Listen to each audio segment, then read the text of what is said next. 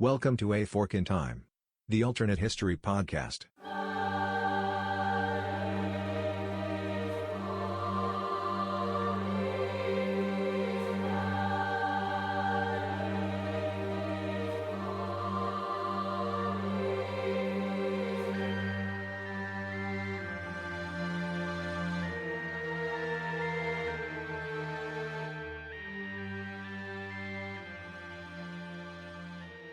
In July 1519, on the coast of what we would know today as Mexico, Spanish conquistador Hernan Cortes had founded the city of Veracruz and undertook an unusual action in his campaign as he was seeking to conquer and claim for Spain the territory of Mexico, particularly interior Mexico. He took the fleet of ships which had brought his force, approximately 500 men, to Mexico for the expedition, which had begun earlier that year in the spring and the February-March period. And he scuttled the ships. By some accounts, he burned them. By others' accounts, he beached them and had them dismantled. But what he did was leave no retreat for his forces from the coast there in Mexico. And he was bound and determined, after meeting emissaries from the Aztec capital, which was located well inland at Tenochtitlan, he was going to go and meet with the Aztec king Montezuma, and he was going to press his claims to take over and conquer, in the name of Spain, Mexico, and claim it for the crown. This famous incident, the quote-unquote burning of the ships, has resonated throughout history and is often used as a rallying cry or as an object lesson about the importance of leaving no retreat. And Cortes, of course, is famous for having completed successfully his overcoming of the Aztec Empire and gaining the territory that would be Mexico for then colonial Spain. Welcome to A Fork in Time, the alternate history podcast. I'm Don Shelley, your host. Today we're going to look at the events that are around that particular famous incident of Cortes burning the ships, but we're going to look at an alternate timeline. And the alternate timeline that we're going to explore, the fork in history that will be different than the real, is what would have happened if Cortes had not been successful in conquering the Aztecs. What would have been the outcome in the near term and potentially the long term for a failure of Cortes's mission, and how might the character of colonial Mexico, the Spanish possession at that time and even beyond, be different if that event had occurred differently, if Cortes had not been successful. To further set the stage before we can pursue the historical what-if, probably a good idea to review who Cortes was and how he found himself in Mexico in 1519 in the role of being a conquistador. Cortes, of course, was born in Spain and had come to the New World in 1504 as a young man. And he had managed to rise through the ranks and eventually achieved a political marriage which put him into a position of some authority. He ended up marrying the sister-in-law of the Spanish governor for New Spain here in the New World. And so he had risen to the position of being the mayor of the capital city of New Spain and was a man on the rise inside of the Spanish administration inside of the New World. In 1518, he had achieved the approval, a charter to go and undertake the conquering of Mexico, the interior part of Mexico, directly from his brother-in-law, who was the Diego Velázquez de Cuellar, who was the governor of New Spain. However, they had a falling out. In fact, their relationship was somewhat contentious over most of the time that they were related to each other, even though they were related by marriage. And in fact, in early 1519, the charter had been pulled, which would have put Cortes in command of the expedition that was intended to secure the interior of Mexico. They had an argument at the last minute, and the charter had been revoked by Velázquez. However, Cortes decided to go anyway, which was an act of mutiny. And so when he departed in February of 1519, after stopping to get supplies in Cuba and putting together his forces, that would be about 11 ships, approximately 500 men, including some of the slaves that were brought with them, and some small cannon, he eventually does land on the Mexican coast, probably sometime in the early part of March. He encounters a Franciscan priest who has actually been shipwrecked there and has survived in captivity, actually under the Maya. And as a result of that, he's able to gain some intelligence and understanding about what's going on inside of the territory of Mexico. After a couple of battles against indigenous peoples, eventually he does find himself, as I referenced at the start of the podcast, there in Veracruz, or what would become Veracruz, in 1519. And he is preparing to make a trek into the interior. But remember, this entire expedition is not under the direct authority of the correct charter for him to do so. He's been writing consistently to the Spanish king to get direct permission to do so. But at the time of July 1519, he's beginning to make the march internally to go and meet with Montezuma and as the leader of the Aztecs. That's why he undertakes the action of scuttling the ships. Understanding that he doesn't want his men to turn back because he needs them, but also understanding that he's doing so without having the full authority of the governor of Cuba and the territory of New Spain. He does this as an action to make sure that his men will accompany him because they have no other choice, but also so that no one will go back and potentially undermine his efforts there. We could spend a considerable amount of time recounting his actual campaign as he moves into central Mexico, but the summary is this: along the way he meets a number of the various native areas, the tribal areas that are influenced by different groups, many of which are actually opposed to the Aztecs. They are not allies of the Aztecs, they're actually rivals. And so he's able to conquer some of them, but also persuade others of them to join his force, so that eventually when he finally arrives in the capital, the Aztec capital, in the early part of the fall, he's initially received well. This is in November of 1519 by Montezuma II, who was the Aztec ruler, the Aztec king. But there's tension that exists between the two of them. What eventually happens, of course, is that things break out in terms of hostilities, and as a result of that, Cortez and his men put to death many of the leaders that are there in the capital, and eventually captures and takes Montezuma as a hostage. And so he indirectly rules the Aztecs through Montezuma as a hostage. So what we're going to look at today is the potential fork in time. There's a couple of different ways that we could fork it. One would be that he's not successful in actually overcoming the actual Aztecs themselves. That's probably the course that we'll take. But I'll mention one other thing, which is the following year, he does encounter an additional Spanish expedition that's been sent out by Velázquez, the governor, to oppose him. That expedition arrives in April of 1520 with a much larger force of men. And while Cortez has a much smaller force he's eventually able to avoid losing to this additional force. And but as a result of all of that, much of the treasure that was looted by Cortez is actually lost as he leaves Tenochtitlan, the Aztec capital, somewhat quickly. So the situation, even after his successful control or gaining control of the Aztec capital through having Montezuma as a hostage, and then later Montezuma is killed. There's differing accounts on exactly how that would happen. I'll include multiple links in the show notes to all this so you can read some of the interesting background here, is that it's not smooth sailing. But for the purposes of our counterfactual day, the alternate fork in time, we're going to consider that if Cortez had not been successful when he first arrives at the Aztec capital, if he'd been overcome there, we'll look at a couple of different ways that might have happened. And so the scenario would be that when additional Spanish forces come in the early part of 1520, essentially looking to find out what has happened with Cortez, they will find that Cortez and his expedition has been wiped out and defeated by the Aztecs.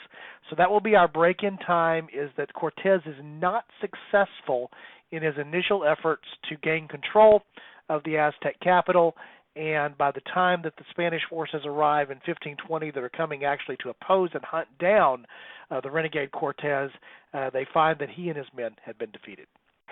So the impact of this alternate timeline sort of unfolds in two different ways. That's the way that we'll look at it today. One is the short-term impact of the failure of Cortez, and the other would be the longer-term impact of that failure as well. From the short-term impact, one of the things that might be easily imagined is obviously the Aztecs, particularly Montezuma, would be strengthened by their contact with the Spanish invaders.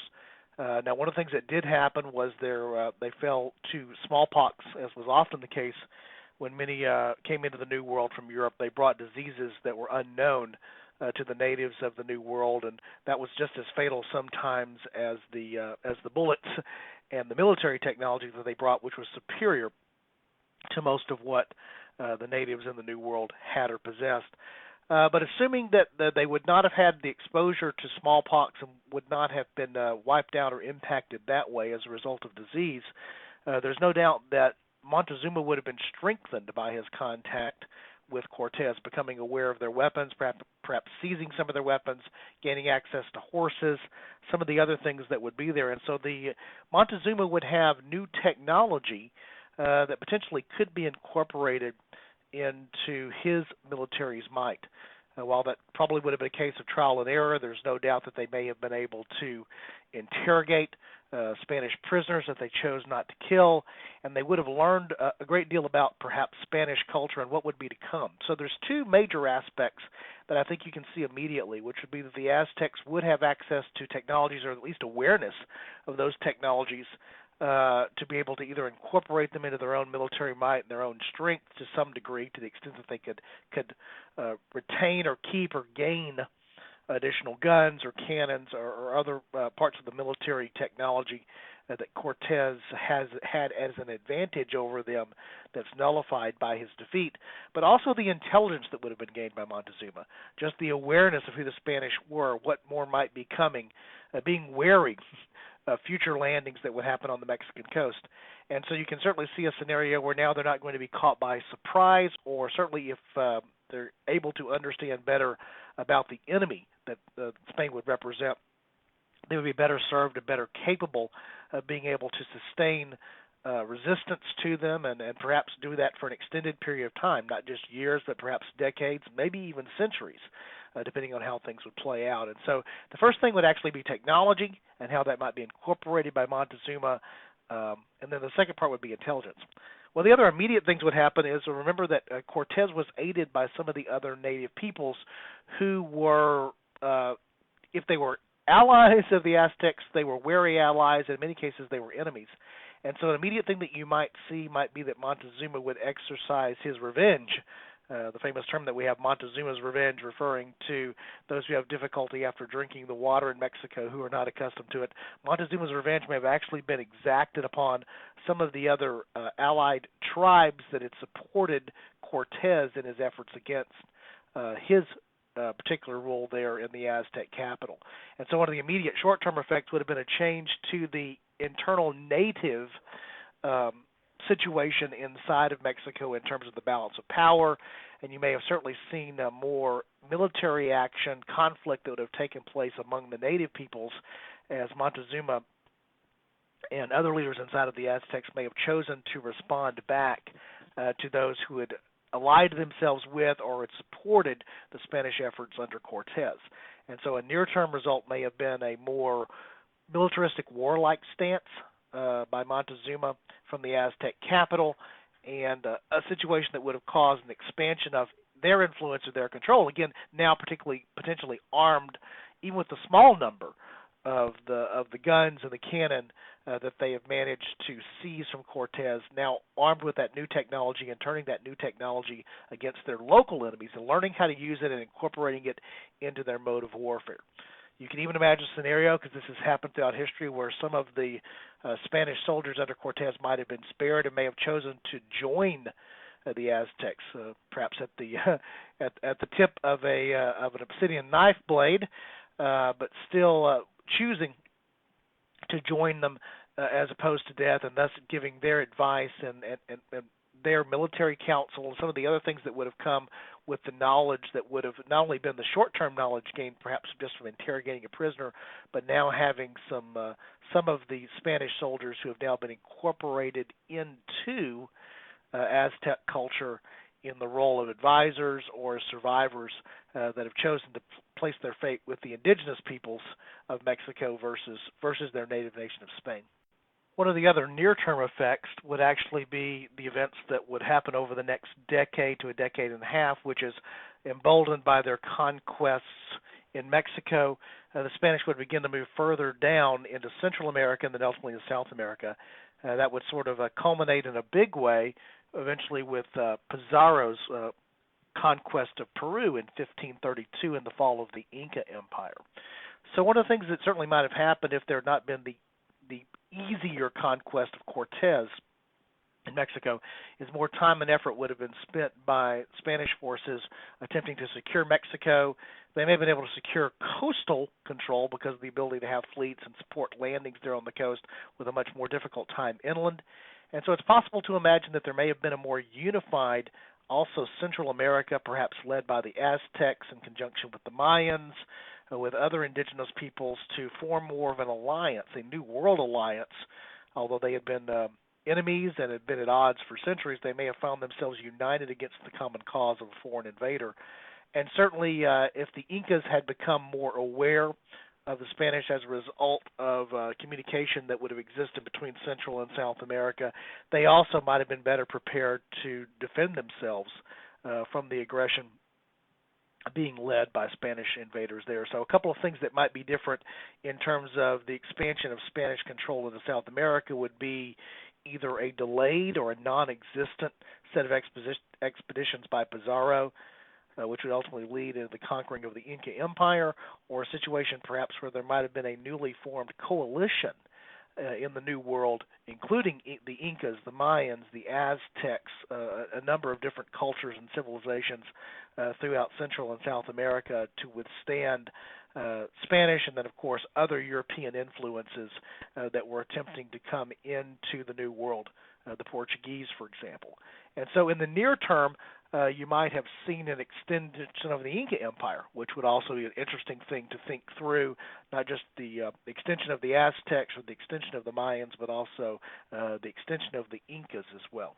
Start to move from the consideration just of the short term, but also into the longer term. Remember, one of the great benefits that Spain derived from its conquests in Mexico and ultimately its conquests in other parts of South America, including the Incas in Peru, was the influx of gold. And this made a tremendous difference for Spain as a continental power in Europe. And so if you have less gold that is flowing because there's not as much territory that's been as easily conquered and controlled, remember that there was the gold that was already available, that was seized from the native peoples, but there also then were the efforts to mine and extract more gold. Without the gold flowing back to Spain in the early part of the 16th century, you would have a change on the impact of how Spain influenced and was able to rise to be more of a power in Europe. Remembering, of course, that Spain at this point is using that gold to help fund its support of the Catholic Church, particularly as we move into the period of the Reformation, as there's conflict inside of the European powers, not only politically but religiously. Spain is able to exercise influence because of its wealth. That wealth leads to military prowess and the ability to do other things. And so part of what would be changed in the near term, but of course would then become more of a long-term effect, is imagine a less prosperous Spain having less access to the wealth that's produced by the gold that's coming from their New World possessions, and how that would play out almost immediately in the early part of the 16th century, the timing of the events that we're talking about here on the Fork, but also would continue to play out over time. A weakened Spain perhaps leads to a more robust Britain, the nature of France opposite Spain, just all of the changes that would have happened in Europe. There's a whole series of things that would flow from that butterfly effect that we wouldn't understand or have the Spain that rose to power, again, on the backs of New World gold. Certainly one of the other changes, both in terms of a relative short term but a longer term, would have been just a change in the pattern of colonialism or colonization in the New World. Spain controlled a very large portion of the area there in Central America, certainly the Caribbean, so the areas of Cuba, Mexico, the isthmus that represents the Central America, and of course down into South America. A tremendous amount of influence there from Spain, but there were other players as well: the Portuguese, the British, the French. So if you change the dynamics of what's going on back in terms of European power balance, again because of the absence of gold, you don't have a large portion of Spanish territory controlled in parts of the New World, including up to and extending Spanish control up into what eventually would become the American Southwest. That's going to change things in the near term. It's going to change things in the long term. So you certainly may have seen, for example, France be able to carve out a much larger influence than it did in the real timeline in terms of portions there of the Americas. We think of the French influence in the what would eventually become the areas of the southern United States. But what if they had had more of an influence, and perhaps because of other issues that were going on in Europe, they had allied themselves, or the British had allied themselves with Native American peoples to oppose the Spanish there, or vice versa. So you might have seen the scenario again because of the change of the balance of power in Europe, because of the change of not having the flow of gold, not having the easy or relatively easy acquisition of very large territories by Spain in the early 16th century in the New World. You might have seen a scenario where how the rest of colonialism plays out. That could play out in an expanded role for Britain, again, expanded role for France, or other players. Portugal, which in some ways had many of the same aspirations that the Spanish did, but didn't have the same success in the New World. They may have been much more of a power. When you think about it, the Portuguese were known for their navigation skills. They had done a great deal successfully in terms of colonization along the coast of Africa and opening trade routes that went around Africa to India. Imagine now the Portuguese with their sailing skills becoming more of an influence in the New World. Maybe Portugal becomes the force that stands in opposition to Britain, perhaps on the seas, as a result of gaining more wealth and influence on the New World under a different dynamic where the Spanish are not quite as successful. And so it's interesting to think through the possibilities that what happened between a force of maybe 1,000 men under Cortez encountering for the first time the substantial portion of the Aztec Empire can have such a tremendous impact that may flow throughout history. Again, it's that same butterfly effect, the flap of the butterfly's wings having such a large impact. And it's while it's also very clear that European technology was superior to, particularly European military technology, was superior to that was found for the native peoples of the New World. That does not mean that while the conquest eventually might be inevitable in terms of the ability to overcome, doesn't mean that these delays would not have had impact. And so, thinking through just conceptually the difference that even 10 or 15 years would have made in terms of the impact of the wealth not flowing back to Spain, even if other powers come later and accomplish the same things that Cortez was not able to accomplish, even if it happens in a near time frame, 15 or 20 years later, that change, that small change in terms of who had influence for that period of time could have a ripple effect throughout much of history over the next centuries.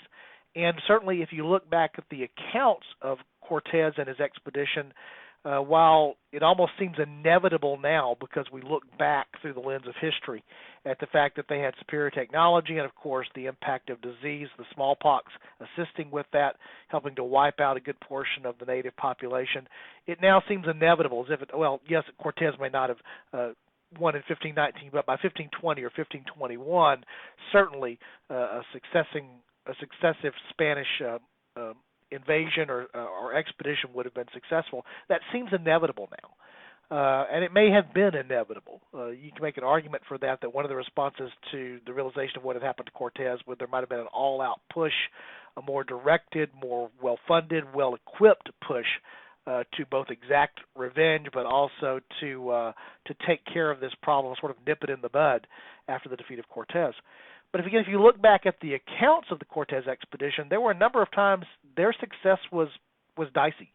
While they were successful, there were closely fought battles. There were mistakes that were made. At one point, they have to evacuate the Aztec capital. It was by no means inevitable inside of the 1519 Cortez expedition that they were going to be successful. So imagining that could have failed is really not a very far stretch to create the fork in time, to create a different alternative history. Whether that is sort of immediately changed in the short term, and so there's very little or very negligible short-term and long-term impact from that, or whether even a small, again, number of years, 5 or 10 years, could have altered the balance of power. That's the more difficult thing to think through as you think through the fork of time. My thinking is that it probably would have had a more substantial impact, that it would not have been just a negligible impact. I certainly do believe that eventually, within the next 50 to 100 years, so within the next century, you still would have seen more European dominance come into play in these areas that were easily conquered by the Spanish at that time, but perhaps under different circumstances. For me, one of the most intriguing concepts, separate from the political change and the military change and all the things that may have flowed from that, is actually what we lost in terms of knowledge and understanding of cultures.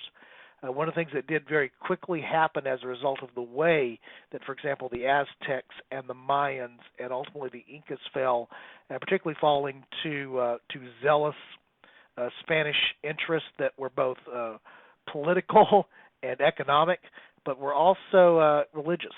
I mean, one of the things that was a big driver was for Spain, particularly being as strong as they were in defense of the Catholic faith, was driving out the potential influences of paganism in the New World. And so much understanding, documents, artifacts, things that even today we struggle to understand, elements of Aztec, Mayan, Mesoamerican culture, were lost during that period of time. It's intriguing to think through that even if those cultures would have eventually had an outcome where they would have fallen under the influence or control of different European powers or even Spanish European powers, just an extended period of time where there might have been the chance for interaction where more could have been captured and preserved for scholars would have made a tremendous difference. If we think back to now the number of things that Mesoamerican scholars have to speculate about or only have limited information that may have been rescued or saved by a renegade priest here or there, or things that were copied down for the reasons that they were copied down that represent just a small fraction of the legends and the culture and the understanding and the heritage of the Aztecs, the Mayans, the Incas, other Mesoamerican cultures. To think that even a small portion more of that, if it could have been preserved by the result of a different type of contact that would have occurred, not the sudden immediate overwhelming and conquering of these peoples, is an intriguing thought that plays all the way down today in terms of being an interesting fork of time. Would we understand more about who these cultures were? I think absolutely that is the case. And to me, that's one of the most intriguing concepts when you think back on it historically, is that we would know more about who those peoples were. It's also possible that we would not have some of the stereotypes that persisted, obviously, for so many years, for centuries about them. One of the things that the Spanish conquerors used as justification after their quick quick conquering of the Aztec and the Mayan people were that they were cannibals who engaged in human sacrifice and other things like that made the justification for what happened there more easily understood and more easily digested. And not that even during that particular time there was much concern by Europeans as to whether the conquering of the New World had been just. They were just happy to see it happen.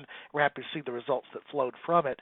However, it became something of a scar on the thinkings about the people. It even carries down today to modern scholarship. And so one of the things just to think through is just how different even that 5 or 10 years, 15 years might have made in terms of the thinking that existed about who these people were. Maybe discovering that they might have been thought of as quote-unquote savages, but they weren't cannibalistic savages. And yes, they did engage in human sacrifice, which would still have been something that would have been shocking and something that the European powers and Europeans would have found something that needed to be eradicated or brought under influence or tamed. And there still may have been a different understanding about that could have been achieved, that would have also taken a different view that could have come into being about who they were as a people and how they should be interacted with. And so, as you can see, like many of the events that we look at in the episodes here of Fork in Time, the Alternate History Podcast, very small events can have a tremendous ripple effect, and they can ripple across the entire world. It's easy to imagine how the fateful outcome of about 1,000 men deep in the heart of Mexico, again now almost, actually 5 centuries ago, could have changed not just the landscape of that local area, which it certainly would have, but how that would have rippled down through time. And for example, as someone who is sitting in the United States, happens to be in Texas, which is a part of the United States that was heavily influenced by its relationship with Mexico and with what was Spanish control and Spanish influence in the New World. It's easy to imagine that my culture, the culture that I enjoy here as a Texan, might be different. In fact, it might have been called something different than Texas if it had stayed under the domination of France or under the domination of England versus something other than Spain. And so the ramifications again of those small events can loom large over time because they can have a tremendous impact moving forward. Again, that's the whole concept of what we do here at A Fork in Time. So as we draw this episode to a close, once again, we thank you for giving us the gift of your time and joining us on this little quick excursion. As we close, just a reminder that you can find out more about what we do here at A Fork in Time at our website. That's www.aforkintimepodcast.com. As we always like to say, the A on the front and the podcast on the end are important. And we certainly would ask you to join us there. There you can learn more about, you get the entire library of past for our free weekly episodes, ways that provide comment, feedback. Again, the website is self-explanatory. You can click around there yourself, so I don't need to explain everything that's there. But we'd encourage you to visit. We sort of think of it as what we want it to be, which is the hub of our community here on A Fork in Time, which is what we're seeking to build. One of the other ways that you can help support the podcast is by getting the word out through social media or just word of mouth to folks who you think might be interested in the podcast. If you know somebody who you think is a fan of history, even if they're not a fan of history, but maybe this is a way for them to approach history that's different and more interesting for them than just reading the dry facts, let folks know. We were looking to grow the community, and you can be a big part of that. You can do it through social media or obviously just by talking to someone face-to-face and sharing. One of the other things you can do if you're so inclined to do, and you can find the links to this on the website, is visit our Patreon page. There you can learn about the ways that you can support us in additional ways by becoming a supporter or a patron, some of the extra perks that we have for those of us that participate in the community via Patreon. We certainly appreciate that. While it's not a requirement, the podcast will always remain free. There are some cost offset. If you can assist with that and feel so inclined to do so, we would consider that a great honor and a great privilege to have you join and support us that way. And, of course, if you obtain the podcast through any of the various sources like Apple Podcasts or Google Podcasts or Stitcher, iTunes, all the places that actually allow you to not only access podcasts but allow you to leave ratings or reviews, we would certainly appreciate those as well. Just taking a couple of minutes to give us a rating or review there can help us be more easily found on the search engines for those sites, which will allow other people to find A Fork in Time, and we would just appreciate you spending a couple of minutes to do that. Certainly we prefer a 5-star review, but even if you want to give us a 1-star review, we would appreciate that because we do appreciate, as we always say, the feedback. So this is Don signing off for A Fork in Time and hoping that you'll join us next time. Have a great day.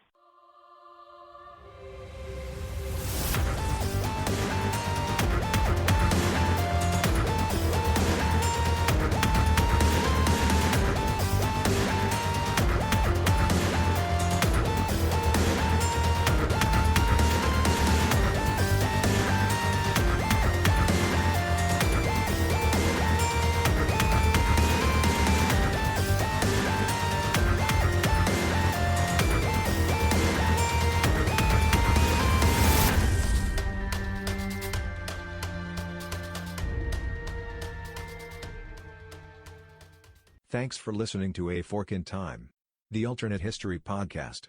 Join us next time.